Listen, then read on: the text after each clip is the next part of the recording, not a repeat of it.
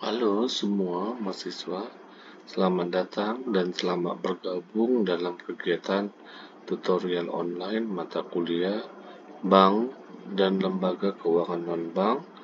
Adapun materi hari ini adalah manajemen bank umum, manajemen bank syariah dan bank perkreditan rakyat. Ya, Adapun tinjauan mata kuliah yang pertama adalah manajemen bank umum, terdiri dari pengertian bank umum, penghimpunan dana, dan lain sebagainya. Yang kedua adalah manajemen bank syariah, dan yang terakhir adalah bank perkreditan rakyat. Nah, setelah mempelajari modul ini, mahasiswa diharapkan dapat menjelaskan. Yang pertama adalah pengertian bank umum, di mana bank umum adalah lembaga keuangan yang menerima simpanan dari masyarakat dalam bentuk giro, tabungan, dan deposito, dan serta menyalurkan kembali dalam bentuk kredit, di mana bank umum ini biasanya melayani seluruh jasa dalam lalu lintas pembayaran dan peredaran uang. Di Indonesia, bank umum beroperasi berdasarkan Undang-Undang Perbankan Nomor 10 tahun 1998 dan diawasi oleh Otoritas Jasa Keuangan atau OJK.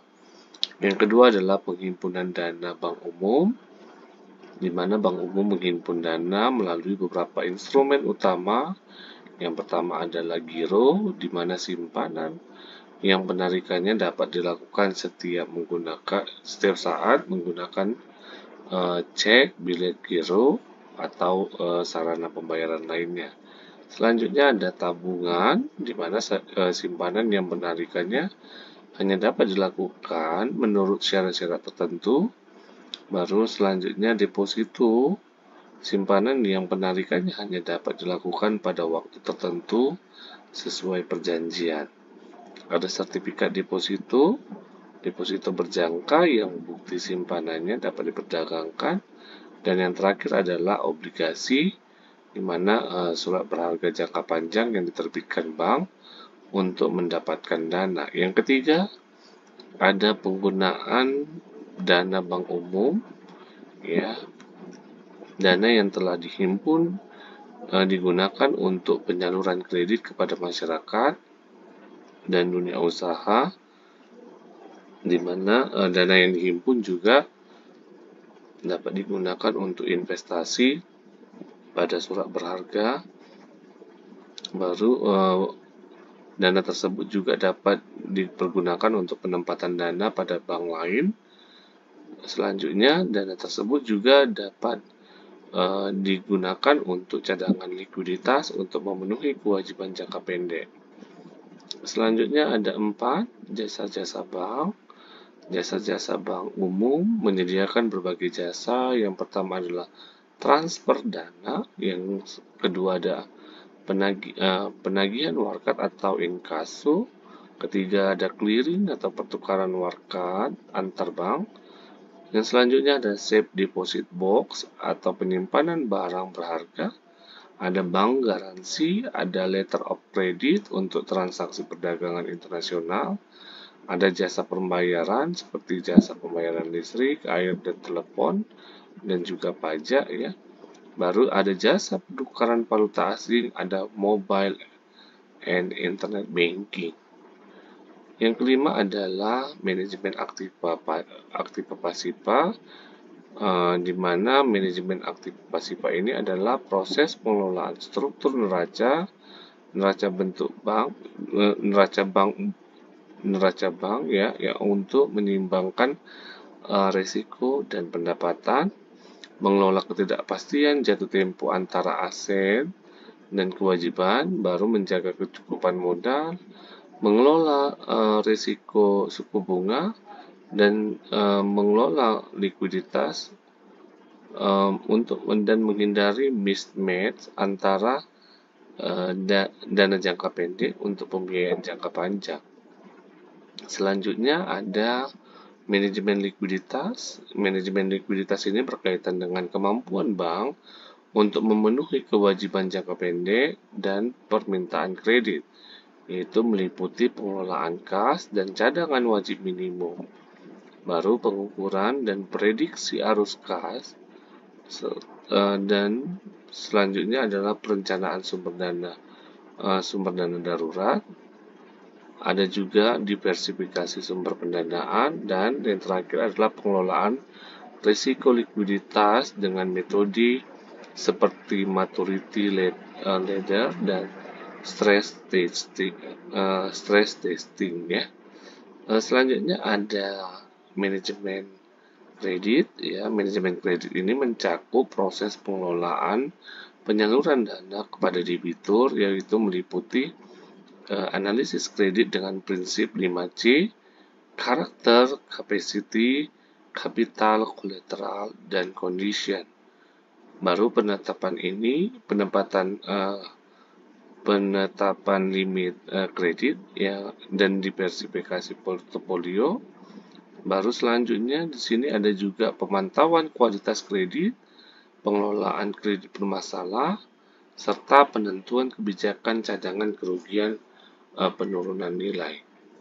Selanjutnya ada yang ke-8 ada konsep dasar sistem syariah ya, di mana sistem perbankan syariah beroperasi berdasarkan prinsip-prinsip larangan riba atau bunga, larangan garar atau ketidakpastian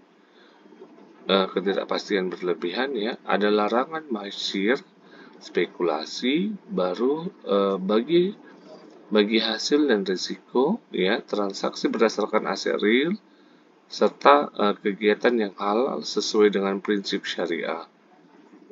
Ada yang ke-9 ada prinsip operasional bank syariah, di mana bank syariah beroperasi dengan akad-akad seperti mudharabah atau bagi hasil, musyarakah atau kemitraan, ada murabaha, jual beli dengan margin, ada ijrah, sewa, ada istina ya, pesanan pembuatan, ada salam, pembelian dengan pembayaran di muka, ada wakalah atau perwakilan, ada kafalah ya, ada jaminan ya. Selanjutnya produk bank syariah di Indonesia, produk perbankan syariah yang tersedia di Indonesia meliputi tabungan dengan akad wadiah dan mudharabah, baru giro dengan akad wadiah, baru deposito dengan akad mudharabah, ada pembiayaan dengan akad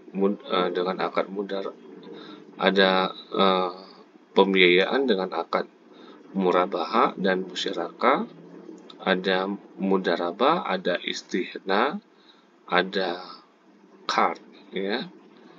Ini baru surat berharga syariah seperti suku ya. Ada juga jasa keuangan seperti wakalah, kafalah, dan hawalah ya. Yang 11 ada sejarah perkembangan BPR,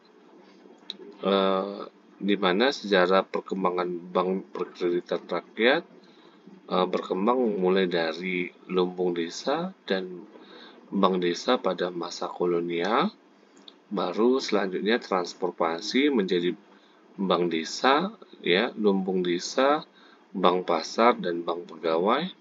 Baru diakui dengan Undang-Undang Perbankan Nomor 7 tahun 1992 dan diperbaharui lagi dalam Undang-Undang Nomor 10 tahun 1998. Baru berkembang menjadi BPR atau Bank Perkreditan Rakyat Konvensional dan Bank Perkreditan Rakyat Syariah. Selanjutnya ada kegiatan operasional BPR di Indonesia. BPR memiliki ruang lingkup kegiatan yang lebih terbatas dibandingkan bank umum, di mana kegiatannya adalah menghimpun dana dalam bentuk tabungan dan deposito, menyalurkan kredit kepada UMKM, baru menempatkan dana pada bank lain, tidak diperkenankan melakukan transaksi giro, valuta asing, dan ikut clearing. Baru fokus pada pelayanan perbankan untuk masyarakat pedesaan dan UMKM, serta melayani kebutuhan finansial masyarakat yang tidak terjangkau oleh bank umum, di mana semua konsep di atas merupakan dasar penting dalam memahami sistem perbankan di Indonesia, baik konvensional maupun syariah, serta peran khusus BPR dalam mendukung ekonomi mikro dan masyarakat pedesaan. Demikian yang dapat saya sampaikan. Semoga bermanfaat. Selamat belajar dan sukses selalu.